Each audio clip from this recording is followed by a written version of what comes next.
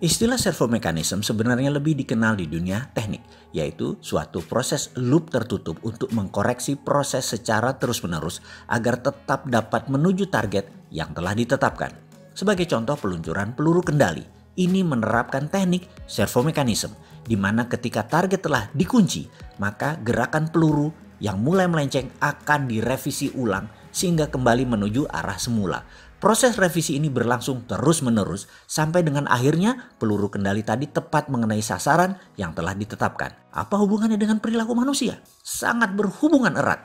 Dr. Maxwell dalam sebuah karyanya bukunya yang berjudul Psycho-Cybernetic yang menyoroti peran besar dari self-image dan habit dalam kesuksesan seseorang, memperkenalkan penggunaan istilah servo mechanism ini untuk menggambarkan gerakan kecenderungan manusia. Pada dasarnya dalam kehidupan ini setiap orang bergerak dengan prinsip servo mechanism, alias terus-menerus melakukan koreksi sehingga sesuatu yang digariskan terjadi. Di mana proses koreksi ini berlangsung dengan keterlibatan seluruh kesadaran holistik manusia, conscious dan unconscious.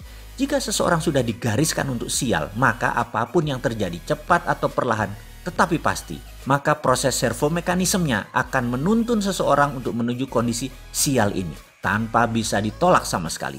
Demikian juga jika seseorang digariskan untuk beruntung, maka servo mekanisme ini dengan mudah akan membawanya ke keadaan yang seharusnya, yaitu beruntung. Semua yang akan dialami dalam hidupnya ini telah digariskan seakan ciptaan semesta, tapi sesungguhnya ciptaan dia sendiri.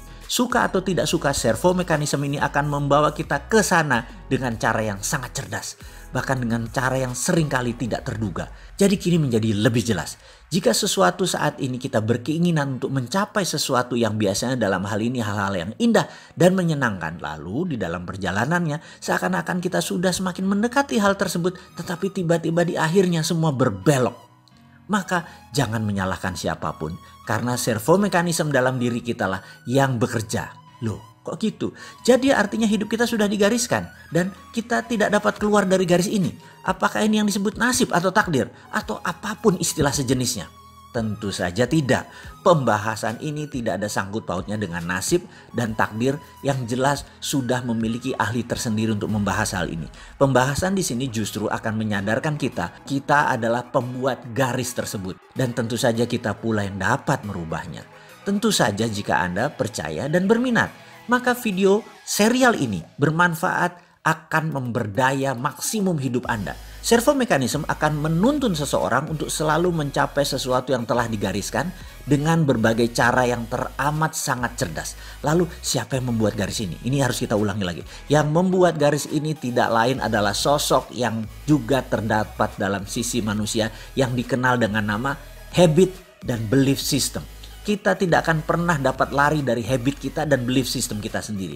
Dalam konteks praktis sehari-hari, apapun yang kita peroleh dalam kehidupan kita ini hanyalah ekspresi dari seluruh kemampuan kita yang telah mencapai tingkatan unconscious competence. Sebagai contoh, jika kita pernah mengalami kegagalan dalam suatu aspek kehidupan, katakanlah bisnis, maka kegagalan-kegagalan berikutnya akan cenderung untuk memperkuat self-image dan belief bahwa kita adalah ahli kegagalan bisnis. Itu jadi seakan-akan jadi habit. Lalu sampai dengan batas tertentu kegagalan bisnis ini akan menjadi skill dan melekat dalam diri seseorang tersebut, alias sudah mencapai tingkatan keahlian unconscious competence. Lalu sejak saat itu bergeraklah langkah dia yang dipandu oleh automatic guided system yang bergerak dalam pola servo mekanismenya. Setiap dia berbisnis pasti merugi sehingga dia frustrasi karena kegagalan adalah ahlinya dia. Apapun dalam kehidupan ini, jika telah sedemikian mudahnya mencapainya, maka sesungguhnya kita sudah menjadi ahli alias berkemampuan. Kita telah mencapai tingkat unconscious competence. Sekarang kita list pertanyaan di bawah ini. Apakah Anda pribadi yang selalu beruntung? Apakah Anda selalu didera sial yang tak berujung? Apakah Anda gampang memperoleh pinjaman uang? Apakah Anda selalu ditolak saat meminjam uang? Apakah Anda selalu sehat? Apakah Anda mudah mencari sahabat? Apakah sangat mudah Anda mencari musuh? Apakah Anda sulit mencari uang? Atau uang selalu mendatangi Anda?